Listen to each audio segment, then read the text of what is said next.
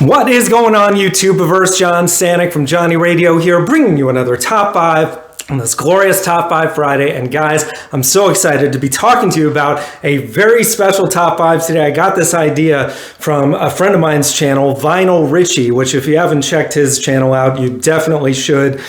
He is awesome and he's hilarious, and he recently counted down, I believe, his top 20 concerts that he's attended in his life, which is great, and you should definitely check that out. But as you know, we just do the top 5 here. I could have easily done a top 20 because I've seen some amazing concerts in my lifetime thus far, but and whittling down to a top 5, I mean, it's going to be a long time before something cracks this top 5 for me personally. I'm just going to tell you, these are all spectacular. So let's not waste any time. Let's get right to it at number 5.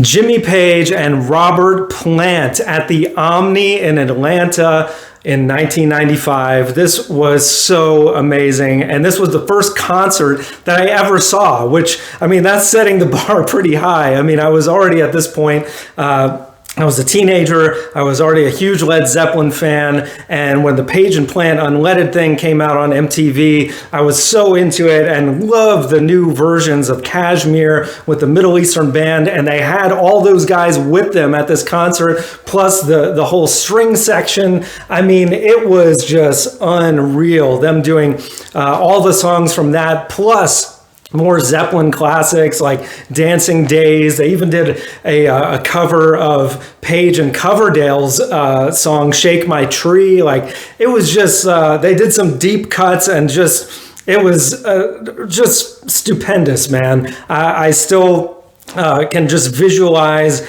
and it was one of those things like sense memory. It's all coming back as I talk about it. Incredible, and that's just my number 5. So now at number 4,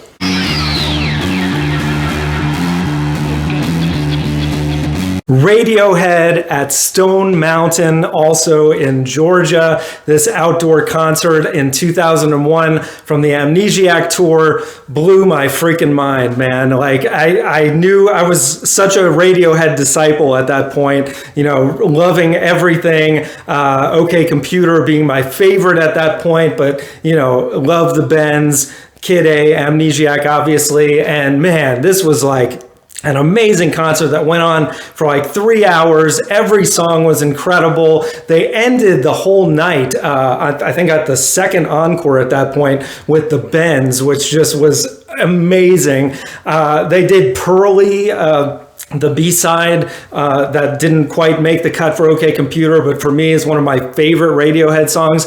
When they performed Karma Police, you could see side stage in the background Michael Stipe dancing to Karma Police. It was just a magical evening, and yeah, absolutely great. And that's just my number 4. So now at number 3,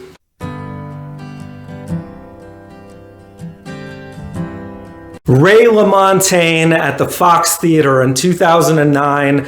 This was really like blue. I don't know what my expectations even were, to be honest. I just knew Sweet Ray by himself, just him and an acoustic for the whole night. I was wondering how good it would be, and I'm telling you, man, it was like transcendent. It was like a spiritual night in many senses. You know, doing many of the best songs off my favorite album, Gossip in the Grain, doing even more songs from Trouble, his debut, which makes sense since a lot of that was so acoustic, but especially when he got to the song Jolene.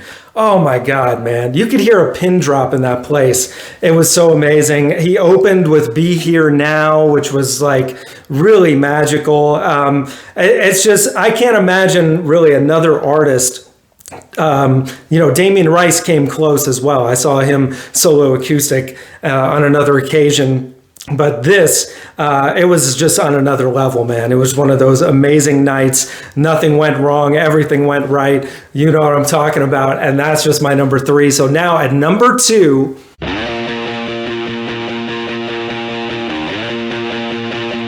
Manchester Orchestra at the Tabernacle from 2011. Oh man, on the Simple Math tour, I've seen so many great shows at the Tabernacle. I almost had a couple others make my top 5. I was thinking about it. Definitely more would be in my top 10, but this, Cage the Elephant, opened for them, and they were who I knew more at that point, so I was kind of going for them.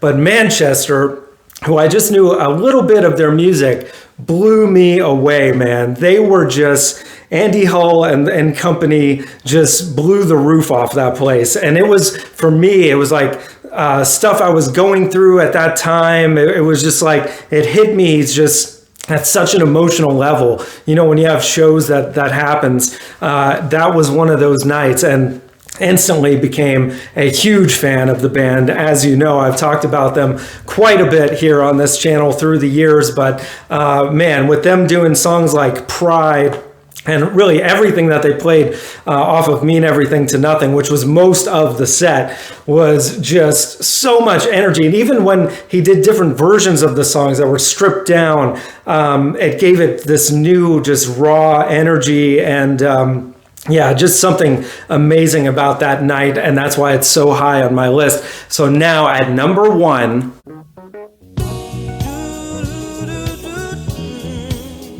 Stevie Wonder at Phillips Arena, the Songs in the Key of Life tour from 2013, celebrating, I guess it was the... Oh gosh, I can't remember how many years. I can't do the math right now in my head because I'm just overwhelmed just saying it by the experience. Who I went with my mom to this concert, by the way, who's the biggest Stevie Wonder fan, maybe of all time. And my gosh, I mean, where to begin? Because the music itself was on another level. Stevie is still got it. He's incredible. The full band, he did the whole album plus another hour worth of hits. But the experience that we had was so incredible because we befriended this lady at the door because we were there so early. She helped us to our seats, and we were up in the nosebleeds. And I guess we had talked to her about how much we love Stevie Wonder. And halfway through the concert, she comes in and is like,